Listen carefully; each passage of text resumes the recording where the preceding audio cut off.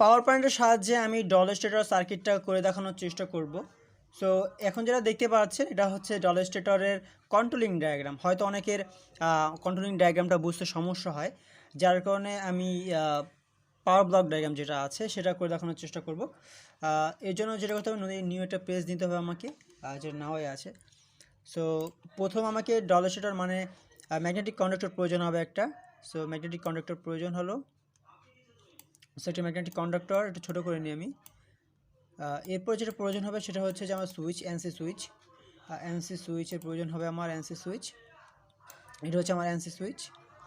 দেন এখানে ছেড়ে দিয়ে আমি এটা হচ্ছে এনসি সুইচ। দেখুন সর্বপ্রথম প্রয়োজন আমার সাপ্লাই দিয়ে দিলাম আমি। সাপ্লাই বলতে দেখুন দেখাচ্ছি, এটা হচ্ছে আমার মেইন সাপ্লাই। সাইজটা বড় করতে হবে আমাকে, এটার সাইজ বড়। দেন এটা কালারটা রেড হবে। ওকে, এটা আমার সাপ্লাই চলে গেল এখান থেকে। সো দেন দেখুন কন্ট্রোল সি কন্ট্রোল ভি। ওকে, সো এটা লাগবে কোথায় আমাদের ডিরেক্টলি দেখুন, এটা আমার ডিরেক্টলি লাগবে আমার ম্যাগনেটিক কন্ডাক্টরের যে অক্সিলারি অ্যানোটা আছে, অ্যানোতে গিয়ে লাগবে। এই দেখুন এটা হচ্ছে আমার ম্যাগনেটিক কন্ডাক্টরের অ্যানো। সো এখানে গিয়ে ডিরেক্টলি লাগবে। দেখুন ডিরেক্টলি গিয়ে কিন্তু এখানে লেগেছে, দেখুন একবার দেখছি। ওহো, ওকে ফাইন। পরে এখান থেকে কি হবে, আমার ডিরেক্টলি আমার অ্যানোতে গিয়ে, সরি হ্যাঁ অ্যানোতে গিয়ে লাগবে। দেখুন অ্যানোতে গিয়ে কিন্তু লেগে গেছে অলরেডি, কিন্তু আমার মনে হয় দেখা যাচ্ছে না। সেটা আমি ব্যাকগ্রাউন্ড নিয়ে নিই সাধারণত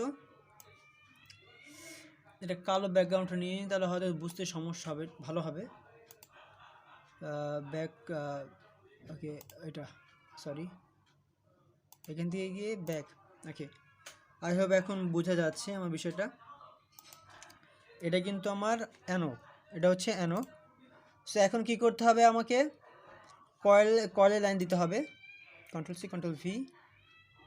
এই দেখেন এখান থেকে কি হবে, আমার ডিরেক্টলি কয়েলে যোগ হবে। এখান থেকে ডিরেক্টলি কয়েলে যোগ হবে। Control C control V. এটা হচ্ছে আমার কয়েলের A1 সিভি। এটা হচ্ছে আমার কয়েলের A1। দেখুন মেইন লাইন আসলো, আমি আবার দেখাচ্ছি। মেইন লাইনটা আসলো, এটা আমার ফেজ 220-এর 220। এটা হচ্ছে আমার ফেজ, এটা হচ্ছে আমার ফেজ,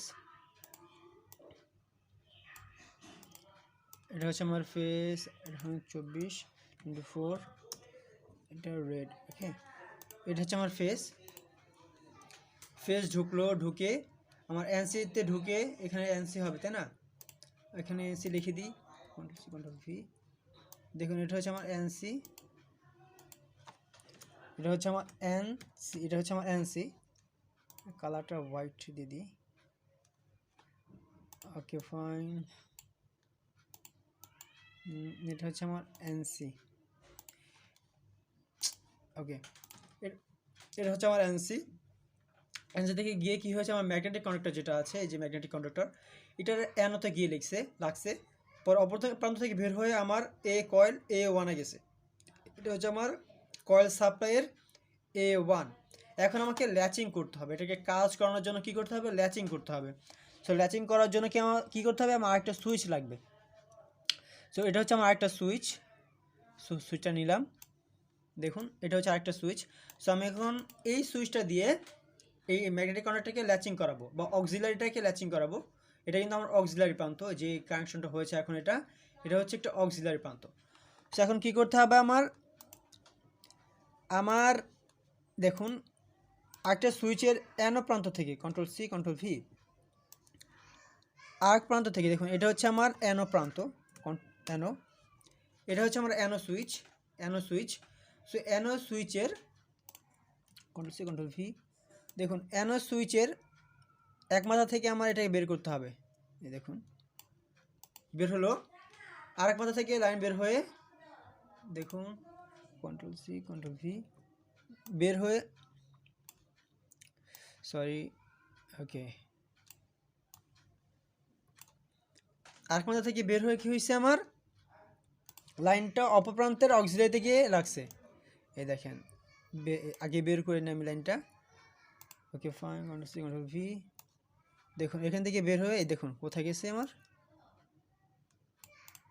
অক্সিলারিতে লাগছে। সো আই হোপ আমি বুঝতে পারতেছি এই বিষয়টা।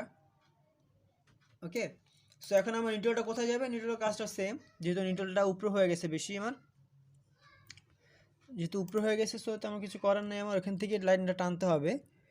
সো এটা হচ্ছে আমার নিউট্রাল। নিউট্রালটা কালারটা ব্ল্যাক হবে, নিউট্রাল ব্ল্যাক। ওকে, সিভি দেখুন, এটা হচ্ছে আমার নিউট্রাল। নিউট্রালটা আপনি যেখান থেকে খুশি সেখান থেকে টানতে পারেন। তো এটা হচ্ছে আমার নিউট্রাল, এটা হচ্ছে আমার নিউট্রাল, এটা হচ্ছে এন, এটা হচ্ছে আমার এন। ওকে, ও সরি, এটা হচ্ছে আমার এন, এটা হচ্ছে 220। সাপ্লাই কত আমার? 220। সাপ্লাই আমার 220। ওকে, সাপ্লাই 220, 220। ওহো, কী বলতেছি আমি, 220 এসি, এসি ভোল্ট এসি। আসব দেখা যাচ্ছে 220 ভোল্ট এসি, এটা আমার।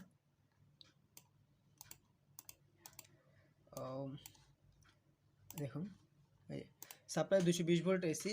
আই হোপ বুঝতে পারছেন এই বিষয়টা। সো এই ব্যাকগ্রাউন্ডটা এটা আমি রাখবো না অলওয়েজ, আমি ব্যাকগ্রাউন্ডটা চেঞ্জ করবো কিন্তু। সো এটা হচ্ছে আমার ডলার কন্ট্রোলিং, সরি এটা হচ্ছে পাওয়ার ব্লক ডায়াগ্রাম। আগে ডলার স্টেটর দেখে দিই, dollar stator power block diagram. Dollar stator control C, এখানে গিয়ে নতুন একটা সাইড নিয়ে এইখানে লিখতে হবে control V, power block diagram, P O W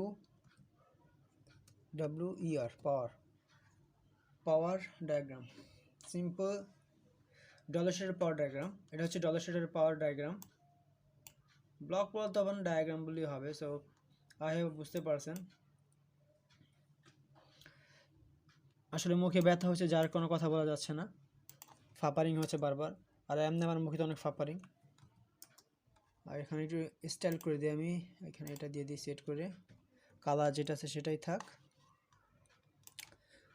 সেটা হচ্ছে 4 নম্বর ক্লাস। আই হোপ বুঝাতে পেরেছি আমি বিষয়টা, আসলে ডলার স্টেটার কানেকশনটা কেমন হয়। সো আর বেশি লং করব না, এমনিতে অনেকগুলো প্রজেক্ট আছে এখানে। সো দেখুন এখানে 4 নম্বর ক্লাসে চলছে, এতগুলো নোটিশ রেডি করতে হবে আমাকে। দেখুন কতগুলো নোটিশ, রুটিন সরি নোটিশ না তো রুটিন, এই এতগুলো রুটিন আমাকে কাজ করতে হবে এখানে। সো যেহেতু ডলার স্টেটার নিয়ে অনেকের কনফিউজ থাকে, আসলে ডলার স্টেটার কীভাবে হবে কানেকশনটা। সো ভাবলাম এই ডলার স্টেটার কানেকশনটা দেখিয়ে দিই। এটা হচ্ছে একটা অটোমেশনের পার্ট, আর এখানে বিলাইতে মারামারি করতেছে অনেক। তো আজ এতটুকু ছিল, সবাই ভালো থাকবেন, সুস্থ থাকবেন। আশা করি আমি ভিডিওর মাধ্যমে বোঝাতে পেরেছি। সো আর এখনও যারা আমার চ্যানেলটি সাবস্ক্রাইব করেন, প্লিজ সাবস্ক্রাইব করবেন এমন ভিডিও পাওয়ার জন্য। যেহেতু হাতে কিছু ছিল না, সো কোনো ইনস্ট্রুমেন্ট ছিল না, তাই কম্পিউটারে বা ল্যাপটপেই করে দেখানোর চেষ্টা করেছি আমি। তো সবাই ভালো থাকবেন, সুস্থ থাকবেন, আল্লাহ হাফেজ।